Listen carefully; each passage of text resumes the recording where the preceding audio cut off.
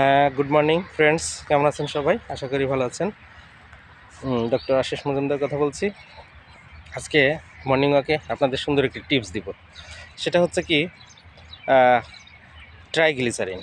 আচ্ছা, ট্রাইগ্লিসারিনটা কি? 3টে গ্লুকোজ, একটা ফ্যাট, এটা দিয়ে ট্রাইগ্লিসারিন তৈরি হয়।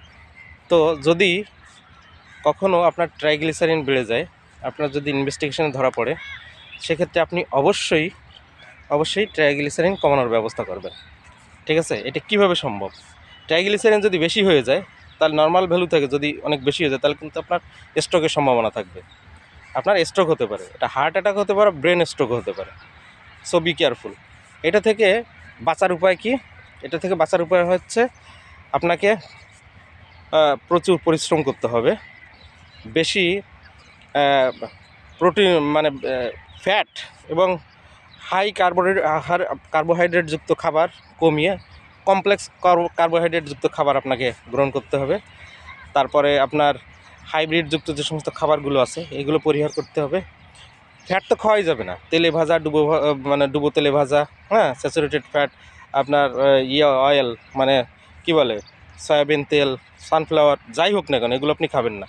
আপনি দেশীয় তেল, ঘানি ভাঙা খাঁটি সরিষার তেল, তারপর হচ্ছে নারকেল তেল, এইগুলো সীমিত পরিমাণে খাবেন এবং দেশীয় ফলমূল খাবেন।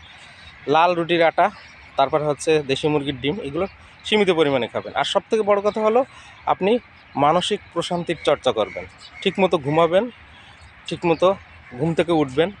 তারপর আপনার যাকে বলে প্রত্যেক দিন আপনার ঘাম বের করতে হবে, একটা কথায় বলে সোয়েটিং করতে হবে। ঠিক আছে? আর আর যেটা হচ্ছে সেটা হচ্ছে আপনি বেশি রাত্রে, মানে দেরি করে খাবেন না। রাতের যে ডিনার আপনি 8টার ভিতর সেরে ফেলবেন। তাহলে দেখবেন যে আপনি আস্তে আস্তে আপনার শরীরের যে বাড়তি কোলেস্ট্রলগুলো আছে এগুলো আপনি কমাতে পারবেন। সবথেকে বড় কথা হলো আপনি ন্যাচারালি, আপনি ডাক্তারের কাছ থেকে পরামর্শ নিয়ে ওষুধ খাওয়ার থেকে ন্যাচারালি আপনি যদি নিজেকে ফিট করতে পারেন, এই যে ট্রাইগ্লিসারিন বলেন, ফ্যাটি লিভার বলেন, যেটাই হোক, এটা কিন্তু আসলে একটা কি বলে এটাকে, মানে এটাকে বলে ক্রনিক ডিজিজ। এগুলো আপনাকে ঠিক করতে হলে আপনাকে অবশ্যই আপনার লাইফস্টাইল চেঞ্জ করতে হবে। তো আপনারা ভালো অভ্যাসগুলো তৈরি করবেন। Early to bed, early to rise, এটা করবেন।